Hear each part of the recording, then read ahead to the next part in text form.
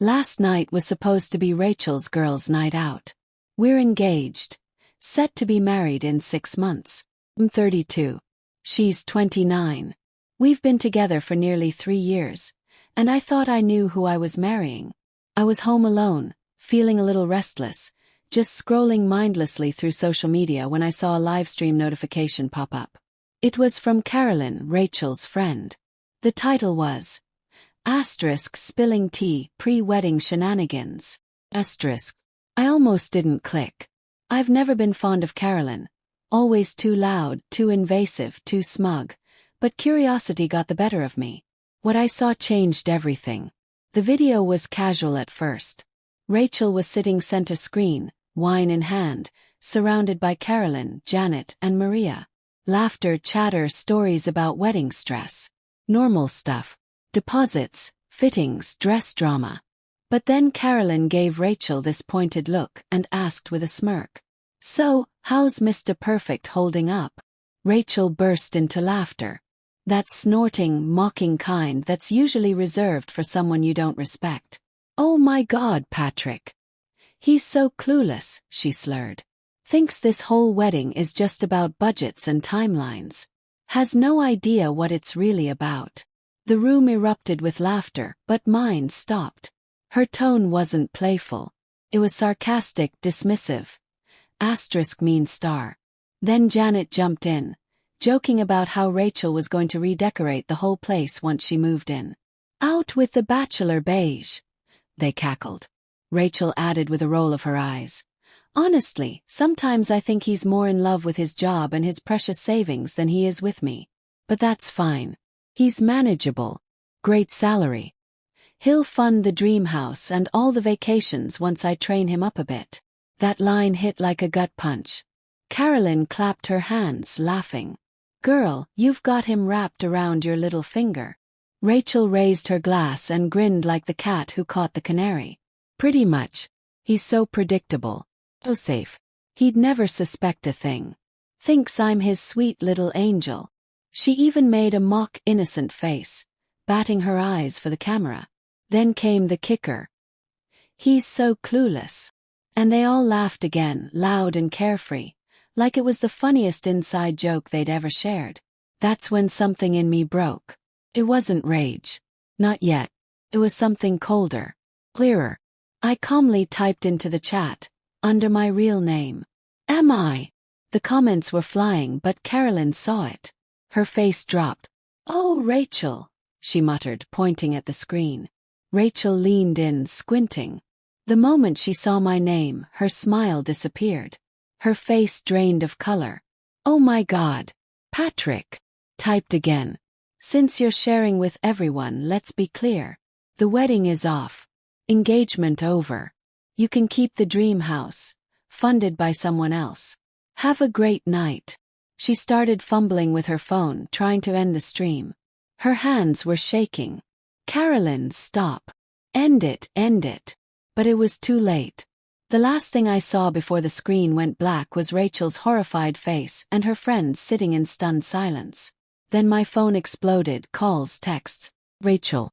Carolyn. Even her mother. I blocked Carolyn immediately. I turned off my phone. Poured myself a drink. Sat in silence, staring at the custom engagement ring we designed together. Sitting alone on the coffee table, feeling like a relic from a life that no longer existed. 15 minutes later, the doorbell rang. It was Rachel. Makeup ruined, mascara streaming down her cheeks. Behind her stood her mother, Deborah, red-faced and livid. Rachel's voice trembled. "Patrick, please. It was a joke. Just stupid girl talk. It didn't mean anything." Deborah shoved past her. "Young man," she snapped. "You humiliated my daughter over a prank. You don't cancel a wedding in a live chat. That's absurd." I looked directly at Rachel. Measured. "Was it a joke when you called me clueless? When you said I was manageable? That I'd fund your dream life while you trained me like a pet?" Rachel looked panicked. "No, yes, I said it, but it was the wine. And Carolyn was pushing me. You know I love you," she added desperately. I shook my head. "I don't think you do. And I definitely don't love the person I saw on that video. Deborah tried again. This is outrageous. Deposits have been paid. Guests invited. You'll fix this. With all due respect, I said. Your daughter humiliated me publicly and showed she sees me as a wallet, not a partner. The only thing I'm fixing is the mistake of almost marrying her. The wedding is off. Final. Rachel collapsed into sobs. My dress, the venue. Everyone saw that video. You ruined everything. No, Rachel, I said. You did. When you showed the world who you really are. Eventually I asked them to leave. Deborah cursed about money and family reputation. Rachel just cried. They finally left. Then it got worse. The next morning Rachel and Deborah showed up at my job. In the lobby. Rachel crying. Deborah shouting at the receptionist, demanding to speak to my boss. Took security to remove them. Later my boss pulled me aside, annoyed but composed. Patrick, handle your personal life, he said. But not in my lobby. I was mortified. Then came the legal threats. Rachel's lawyer, Mr. Samuel, sent a formal demand $10,000 for non-refundable wedding costs and $5,000 for emotional distress and public humiliation. The gall. Luckily my lawyer Christine is a shark. She responded with a cool, detailed letter stating Rachel had violated the implied terms of our engagement by publicly defaming me and showing zero intent to marry in good faith. The live stream was her choice, not mine. Rachel still claimed she'd done nothing wrong. Carolyn doubled down on social media, posting passive-aggressive stories about toxic men and fragile egos who can't handle strong women. Then Rachel's father called. Gregory, always the more rational one. He sounded defeated. Patrick, she messed up. No. But her mother's losing it. Isn't there some way to soften the blow? Gregory, I replied gently. She didn't just make a mistake. She revealed a plan. There's no coming back. I'm done. He sighed. I understand. But Rachel didn't stop. She started calling me from burner phones. Dozens. Voicemails ranged from tearful begging to unhinged fury. How could you do this to me? Was her favorite line. Then she retaliated. First she locked me out of our shared Netflix account. Ready. But then I found $800 in charges on a department store card I'd forgotten she was still authorized on. Tinker. Perfume. For kids. I reported the card stolen and disputed every charge. My lawyer documented everything. Credit card fraud, workplace harassment, voicemails. Christine told me it painted a clear portrait of someone acting in bad faith, which would support our claim if they tried to sue for wedding costs. Some mutual friends reached out. Few supported me. Others said, she was just venting. I know what I saw. What I heard. This wasn't venting. This was calculated. ***. The biggest fight came over the venue. $8,000 total. I'd paid half, Rachel's parents the rest. Their lawyer demanded I forfeit my share and reimburse her parents.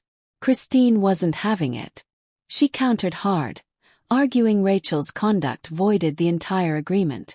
We reached a standoff. Expensive. Exhausting. But I held my ground. Then came the final straw. Someone, likely Carolyn, started spreading rumors about me. That I was controlling, emotionally abusive. Even hints of financial misconduct. They contacted friends, co-workers, even women in my office. An anonymous email eventually reached my boss. Same garbage. I stayed calm, told him everything. The breakup. The harassment. The retaliation. He believed me. Still, HR had to investigate. It was brutal but cleared. No evidence. Just slander. But the damage was done. Peace of mind. That's when Christine escalated everything. Cease and desist. Restraining order. We cited stalking, harassment, financial fraud, and reputational damage. We're now preparing for potential civil action. I don't know how this ends. Not yet. But I know this, I dodged a bullet. A nuclear one. And while I may have lost a wedding, what I gained was freedom. From someone who never truly loved me, only the lifestyle I could offer. She called it young and naive. But I don't buy it. Naive doesn't plot. Naive doesn't laugh behind your back and call you clueless. Naive doesn't build a life on lies. But calculated. That fits. Asterisk asterisk.